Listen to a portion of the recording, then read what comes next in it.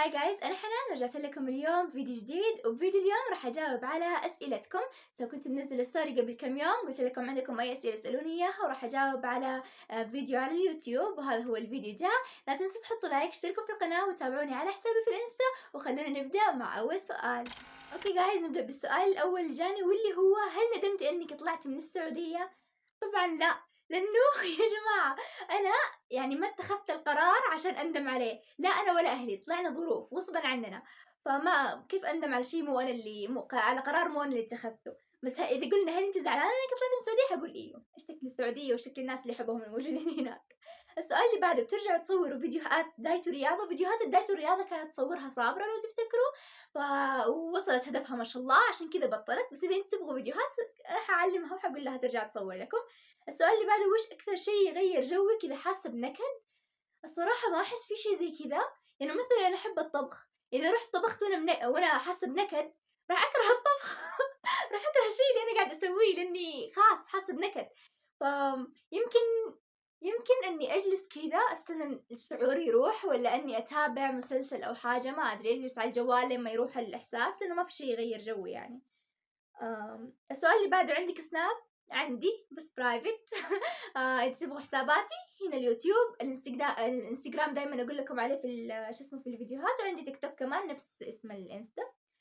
المهم، السؤال اللي بعده، تفضلين السفر للماضي أو المستقبل مع السبب؟ سؤال مو واقعي بس حابة أعرف جوابك، عادي لو سألتوا أسئلة مو واقعية. أفضل السفر للماضي أو المستقبل؟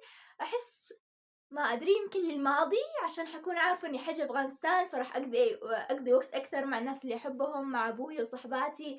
راح أعتمر أكثر. ما أدري، حسوي أشياء زي كذا. مين أكثر شخص دعمكم في اليوتيوب؟ الصراحة أنا أول ما قرأت السؤال كنت حقول لكم كل اللي حواليا، وفعلا يعني أهلي كلهم ما عمرهم وقفوا بوجهي وقالوا لا تصوري وزي كذا، بالعكس دايما يعني يدعموني ويشوفون فيديوهاتي وزي كذا، صحباتي نفس الشيء. بس لما فكرت في السؤال استوعبت إنه أخوي الكبير ممكن يكون أكثر شخص دعمنا، لأنه من بداياتنا في اليوتيوب أنا وصابرة كان هو الوحيد اللي ماخذنا بجدية، البقية يحسبونا فاتحين القناة لعب، ما نبغى نصير يوتيوبرز بس كذا قاعدين نلعب. وغير كذا الستاند اللي أنا مثبتة فيه جوالي حاليا هو اللي أخوي الكبير اللي جاب لي إياه، وفي نفس الوقت الإضاءة هذه الرينج لايت أخوي الكبير هو اللي جاب لي إياه، فسهل علي كثير، وهذا كمان يعتبر دعم. فأحس إنه أخوي الكبير هو أكثر واحد دعمنا، غير إنه كان يعطيني أفكار حتى على فكرة. المهم، تفضلين أوكي هذا قريته. السؤال اللي بعده، كم لغة تعرفين وكم لغة تبغي تتعلمي؟ أعرف 4 لغات أقدر أقول، إنجليزي وعربي فارسي وتركي. كم لغة أبغى أتعلم؟ لو أنا بيدي أنا أحب أتعلم لغات كثير، فحتعلم لغات العالم كلها، بس حاليا بقول لكم إسباني، إيطالي، ياباني، أردو، مدري يمكن كوري. إيش كمان؟ اللغة البشتو يمكن أبغى أتعلمها لأنها اللغة الرسمية الثانية لأفغانستان، فحلو حيكون إذا تعلمتها. إيش كمان؟ ما أدري، في لغات مرة كثيرة، حاليًا هذول اللي كانوا في بالي، بس حاليًا قاعدة أتعلم إسباني بالإضافة لل4 لغات اللي ذكرتهم. هذه وحدة الله يشفيها كاتبت لي غني لنا. أغني لكم؟ يا قصة إنسان أنا الزمان أنا سالي.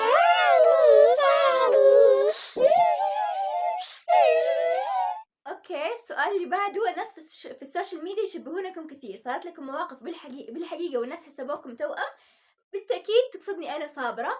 ففي البداية وإحنا صغار كان الناس يشبهونا كثير، بس أتوقع لأنه أمي كانت تلبسنا دايمًا زي بعض. لما كبرنا أيوه، حتى لدرجة إنه أهل أمي لما دوب اتعرفوا علينا لما جينا أفغانستان كانوا يلخبطوا بيننا كثير، بس أنا كنت أحسب إنه مجرد شبه، لين ما صار موقف بالحقيقة. صارت أكثر من مواقف كثيرة يعني، بس إنه حاليًا بذكر لكم هذا لأنه الوحيد اللي خلاني من جد أقول أوكي في شبه بيني أنا وصابرة من جد، اللي هو في المدرسة كنا قبل كم سنة، كان في وحدة من زميلاتي معايا من 3 سنين في نفس الفصل، كل يوم نسلم على بعض باليد لدرجة يعني. في يوم شافت صابرة وسلمت عليها، وصابرة مستغربة إنه مين هذه جاية تسلم عليا، وهي استغربت إنه صابرة كيف ما أعطتها ردة فعل اللي أنا أعطيها دايمًا.